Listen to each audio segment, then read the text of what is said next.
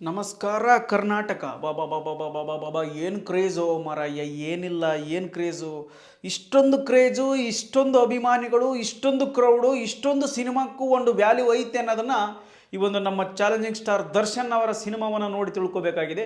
ಯಾಕಪ್ಪ ಅಂದರೆ ಸಿನಿಮಾ ಇನ್ನೂ ನೋಡೇ ಇಲ್ಲ, ಆದರೂ ಅಷ್ಟು ಕ್ರೇಜು. ನಾವು ಎಲ್ಲ ಸಿನಿಮಾಗಳನ್ನ ನಾವು ಮಾಮೂಲಾಗಿ ನೋಡಿರ್ಬೋದು, ಸಿನಿಮಾ ಚೆನ್ನಾಗಿದ್ದಾಗ ಅಥವಾ ಸಿನಿಮಾದ ಬಗ್ಗೆ ಒಂದು ಐಪ್ ಕ್ರಿಯೇಟ್ ಆಗಿದ್ದಾಗ ಮಾತ್ರ ನಾವು ಅಷ್ಟೊಂದು ಜನ ಸೇರ್ತೀವಿ. ಆದರೆ ಸಿನಿಮಾ ನೋಡೇ ಇಲ್ಲ ಗುರು. ಒಂದೊಂದು ಕಡೆ ಎಲ್ಲ ಬೆಳಗ್ಗೆ 4 ಗಂಟೆಗೂ ಜನ ಬಂದಾರಂತ, ಟ್ಯಾಕ್ಟ್ರಿ ತೊಗೊಂಡು ಬಂದ್ಬಿಟ್ಟಾರ.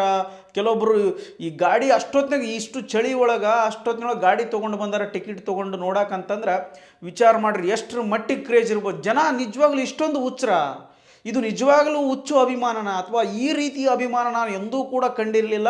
ನಾವು ಸಿನಿಮಾ ರಂಗದಲ್ಲಿರುವಂತಹ ಒಬ್ಬ ನಟರನ್ನು ನೋಡಿದ್ದೀವಿ, ಅವರ ಅಭಿಮಾನಿಗಳು ಕೂಡ ಕೇಳಿದ್ದೀವಿ, ಆದರೆ ಇಷ್ಟೊಂದು ವಿಪರೀತವಾಗಿರುವಂತಹ ಒಂದು ಅಭಿಮಾನಿ ಬಳಗವನ್ನು ನಾವು ನೋಡಿಲ್ಲಪ್ಪ. ಅಬ್ಬಾ ಏನು ಜನ, ಏನು ಕ್ರೇಜು, ಏನು ಕಟೌಟು, ಏನು ಹೂವಿನಾರ, ಅಲ್ಲಿ ನೆರೆದಿರುವಂಥ ಜನ ಯಾವನಿಗೂ ಸಂಬಂಧ ಇಲ್ಲ. ಆದರೂ ಸಿನಿಮಾ ನಾನು ನೋಡ್ಬೇಕು, ನೀನು ನೋಡ್ಬೇಕು, ನೀನು ಕೋಡಿ, ಇಷ್ಟು ಹುಚ್ಚರ ಜನ, ಇಷ್ಟೊಂದು ಹುಚ್ಚರ ಅಭಿಮಾನಿಗಳು. ಕೆಲವೊಬ್ಬರಿಗೆ ಇರುತ್ತೆ ಹುಚ್ಚು ಅಭಿಮಾನಿ ಅನ್ನುವಂಥದ್ದು. ನಾನು ನೋಡಿವಷ್ಟರ ಮಟ್ಟಿಗೆ ಈ ಕ್ರೇಜ್ ಅಂತೂ ನಾನು ಯಾವತ್ತೂ ಕೂಡ ನೋಡಿರಲಿಲ್ಲ. ಇದೇನು ಅವರು ಜೈಲಲ್ಲಿ ಇರೋದಕ್ಕೆ ಜಾಸ್ತಿ ಆಗಿದೆಯೋ ಅಥವಾ ಅವರ ಅಭಿಮಾನಿಗಳೇ ಇಷ್ಟಿದ್ದಾರೋ ಒಂದು ಅರ್ಥ ಆಗ್ತಿಲ್ಲ. ಇನ್ನೊಂದು ಕಡೆ ನೋಡೋದಾದರೆ ರಾಜಕಾರಣಿಗಳು, ಮಾಧ್ಯಮಗಳು ಮತ್ತು ಕೆಲವೊಂದಷ್ಟು ದೊಡ್ಡ ದೊಡ್ಡ ನಟರು, ನಿರ್ದೇಶಕರು ಕೂಡ ಅವ್ರನ್ನ ಟಾರ್ಗೆಟ್ ಮಾಡಿದರೂ ಕೂಡ ಚಾಲೆಂಜಿಂಗ್ ಸ್ಟಾರ್ ದರ್ಶನ್ ರವರ ಜೀವನದಲ್ಲಿ ಅಭಿಮಾನಿಗಳ ಬಳಗ ಎಂದಿಗೂ ಕೂಡ ಕಡಿಮೆ ಆಗೋದಿಲ್ಲ ಅಂತಕ್ಕಂಥದ್ದನ್ನು ನಾನು ಹೇಳ್ಬೋದು. ಅಷ್ಟರ ಮಟ್ಟಿಗೆ ಕ್ರೇಜು. ಏನು ಕಟೌಟ್ಸ್ ಹಾಕಿಸ್ತಾರ್ರಿ ಬಾಬಾ. ನಾನಂತೂ ಮತ್ತೊಮ್ಮೆ ಹೇಳ್ತೀನಿ, ಅದ್ಭುತವಾಗಿರುವಂತಹ ಒಬ್ಬ ನಟ, ಅದ್ಭುತವಾಗಿರುವಂಥ ಒಂದು ಪ್ರದರ್ಶನ ಸಿಗ್ತಾ ಇದೆ ಮತ್ತು ಅಭಿಮಾನಿಗಳು ಕೂಡ ಅಷ್ಟೊಂದೇ ವಿಪರೀತ ಸಂಖ್ಯೆಯಲ್ಲಿ ಅಭಿಮಾನಿಗಳು ಕೂಡ ಬರ್ತಾ ಇದ್ದಾರೆ. ಸಿನಿಮಾ ಪ್ಲಸ್ ಆಗುತ್ತೋ ಮೈನಸ್ ಆಗುತ್ತೋ ಅದು ಬೇರೆ ಪ್ರಶ್ನೆ, ಆದರೆ ಕ್ರೇಜ್ ಆ ರೇಂಜ್ಗೆ ಐತಲ್ಲ, ಅದು ಭಾಳ ಖುಷಿ ಪಡುವಂಥ ವಿಷಯ. ದರ್ಶನ್ ಅವರು ಪಡೆದುಕೊಂಡಿರುವಂಥ ಒಂದು ಬಹುದೊಡ್ಡ ಬಹುಮಾನ ಇದು. ದರ್ಶನ್ ರವರಿಗೆ ಇರುವಂಥ ಅಭಿಮಾನವೇ ಅವರು ಜೀವನಕ್ಕೆ ಪಡೆದಿರುವಂಥ ಬಹುದೊಡ್ಡ ಬಹುಮಾನ ಅಂತ ಹೇಳ್ಬೋದು. ಮತ್ತೇನಪ್ಪ ಅಂತಂದರೆ ಈ ಸಿನಿಮಾ ನೋಡೋಕ್ಕೆ ನಾನು ಹೋಗಿದ್ದೆ, ನಿಮಗೆ ರಿವ್ಯೂ ಕೊಡ್ಬೇಕಂತೇಳಿ ಹೋಗಿದ್ದೆ, ಬಟ್ ಟಿಕೆಟ್ ಸಿಗಲಿಲ್ಲ.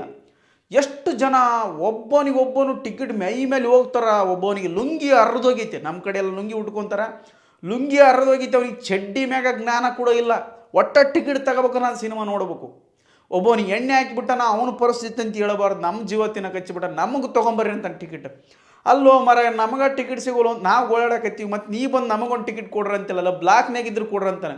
ನೀ ಕುಡ್ದು ಬಂದಿರೋದ ಬ್ಲ್ಯಾಕ್ನಾಗ ಕುಡ್ದು ಬಂದು ಮತ್ತು ನಮಗೂ ಬ್ಲ್ಯಾಕ್ನಾಗ ಟಿಕೆಟ್ ಕೇಳ್ತಿಲ್ಲೋ ಮರ. ಬ್ಲ್ಯಾಕ್ನಾಗ ಇಲ್ಲ, ವೈಟ್ನಾಗ ಇಲ್ಲ, ನಮಗೆ ಏನಿಲ್ಲ ಟಿಕೆಟ್, ನಾವು ಮನೆಗೆ ಹೋಗ್ಬೇಕು, ಏನು ನೋಡ್ಬೇಕಂತ ವಿಚಾರ ಮಾಡಕತ್ತೀವಿ.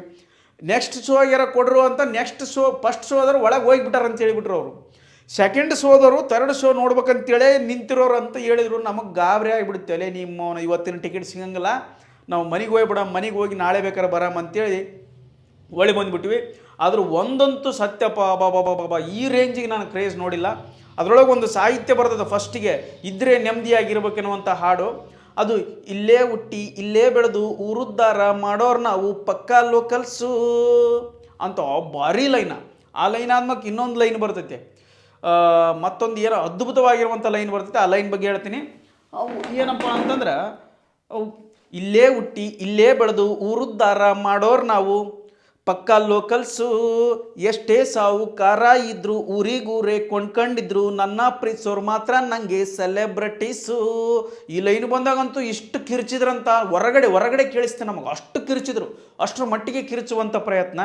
ಮತ್ತು ನಿಮ್ಮ ಪ್ರೀತಿಗೆ ಚಿರಋಣಿನ ಎಲ್ಲ ನಮ್ಮವರೇ ಅಂತ ಬಾಳೋಣ, ಇದ್ರೆ ನೆಮ್ಮದಿಯಾಗಿರಬೇಕು. ಅದ್ಭುತ ಲೈನ್ ಅದು, ಇದ್ರೆ ನೆಮ್ಮದಿಯಾಗಿರ್ಬೇಕು. ಬಟ್ ಅವರಿಗೊಂದು ನೆಮ್ಮದಿ ಸಿಗ್ತಾ ಇಲ್ಲ ಅನ್ನೋಂಥದ್ದು ನನ್ನ ಅಭಿಪ್ರಾಯ. ಒಟ್ಟಾರೆಯಾಗಿ ಅದ್ಭುತವಾಗಿರುವಂತಹ ಒಂದು ಸಿನಿಮಾ ಅಂದ್ಕೊಂಡಿದ್ದೀನಿ. ನಾನು ನೋಡಿಲ್ಲ ಸಿನಿಮಾ ನೋಡಿದ್ರೆ ಮತ್ತೊಮ್ಮೆ ನಿಮಗೆ ರಿವ್ಯೂ ಕೊಡ್ತೀನಿ ಅಂತ ಹೇಳ್ತಾ, ಇವತ್ತಿನ ವಿಷಯ, ನಾವು ಸಿನಿಮಾ ನೋಡೋಕೆ ಹೋಗಿದ್ದು, ಟಿಕೆಟ್ ಸಿಗಲಿಲ್ಲ ಅನ್ನುವಂಥ ವಿಚಾರ ನಿಮ್ಮ ಮುಂದೆ ಹೇಳ್ಕೊಳಕ್ಕೆ ಬಂದೆ. ಧನ್ಯವಾದಗಳು, ಥ್ಯಾಂಕ್ ಯು.